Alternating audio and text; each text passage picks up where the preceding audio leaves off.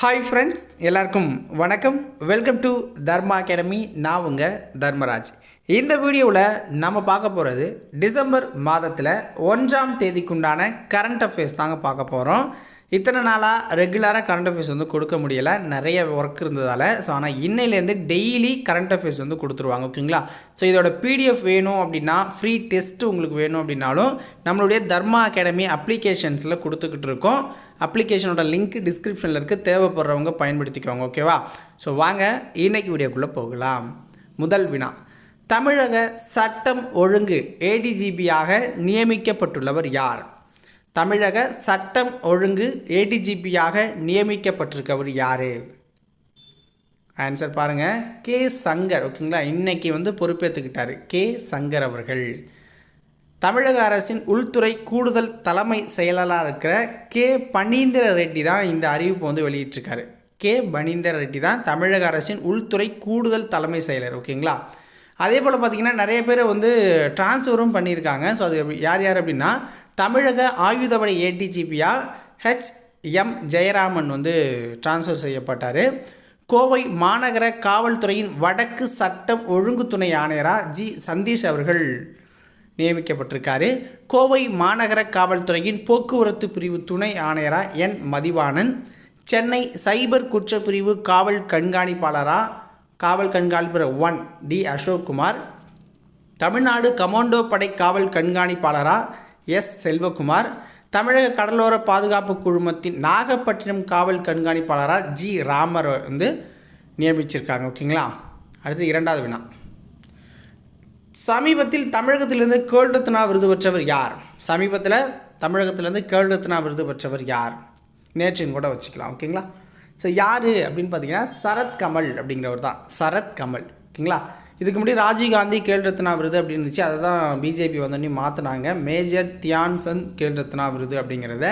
So இது எதுக்காக கொடுக்குறாங்கன்னா, விளையாட்டில் சிறந்த பங்களிப்பு செய்கிறவங்களுக்கு கொடுப்பாங்க. அதாவது நல்லா விளையாடுறவங்களுக்கு கொடுப்பாங்க. அடுத்தது பிளே நல்லா பண்ணவங்க அப்படிங்கிறதுக்கு ரெண்டாவது கேட்டகரியாக அர்ஜுனா விருது கொடுப்பாங்க. ஃபஸ்ட்டு நல்லா விளையாடினவங்களுக்கு மேஜர் தியான் சந்த் அப்படிங்கிறத கொடுப்பாங்க, நல்ல பர்ஃபார்மன்ஸுக்கு. அடுத்தது நல்லா விளையாடினவங்களுக்கு எல்லாருக்குமே அர்ஜுனா விருது கொடுப்பாங்க.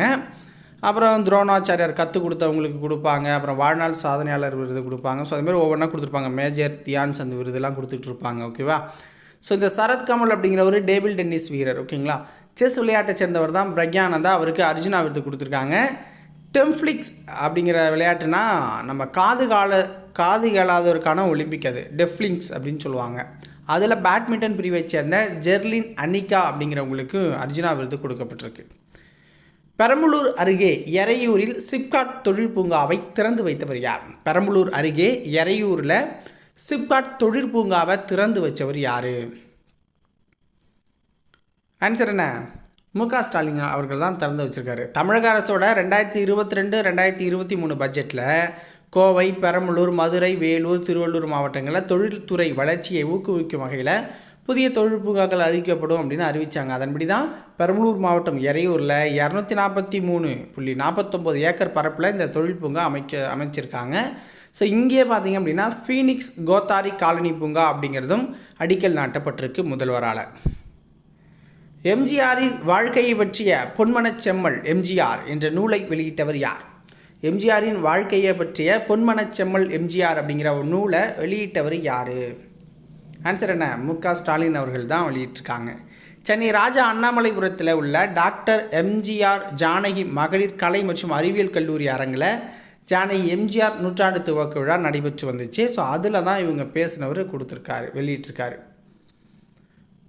3வது மாநில செவிதிறன் குறைபாடுள்ள மாணவர்களுக்கான போட்டியில் தங்கம் வென்றவர் யார்? 3வது மாநில செவிதிறன் குறைபாடுள்ள மாணவர்களுக்கான போட்டியில் தங்கம் ஜெயித்தவர் யாருன்னா, சுபஸ்ரீ அப்படிங்கிற பெண்மணி தான். சுபஸ்ரீ அப்படிங்கிறவங்க தான். விழுப்புரம் மாணவி, ஓகேங்களா? விழுப்புரத்தை சேர்ந்த மாணவி. சென்னையில் இருக்க நேரு விளையாட்டு அரங்கத்தில் 3 நாட்கள் இது நடந்துச்சு.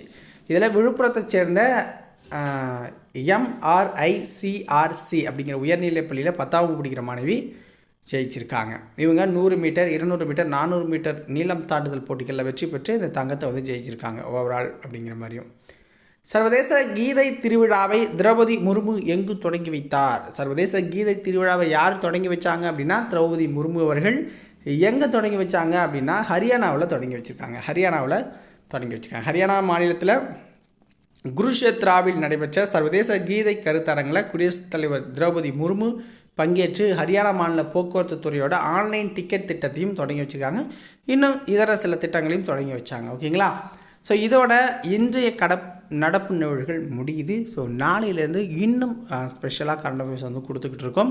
ஸோ நம்மக்கிட்ட ஒர்க் பண்ணுறதுக்கு ஆட்களும் தேவைப்படுறாங்க. ஸோ நீங்கள் இதுபோல் வீடியோஸ் ரெடி பண்ணவோ அல்லது டைப்பிங் பண்ணவோ உங்களுக்கு தெரிஞ்சிச்சுன்னா நீங்கள் எங்களோட இணைந்து பணியாற்றலாம். விருப்பம் உள்ளவங்க ஸோ என்னோடய காண்டாக்ட் டீட்டெயில் டிஸ்கிரிப்ஷனில் இருக்கும். விருப்பம் இருந்தால் மட்டும் வரணும். சும்மா வந்து நான் மெசேஜ் பண்ணுறேன் அப்படிங்கிற பேரில் பண்ணக்கூடாது. ஓகேவா? நன்றி, வணக்கம்.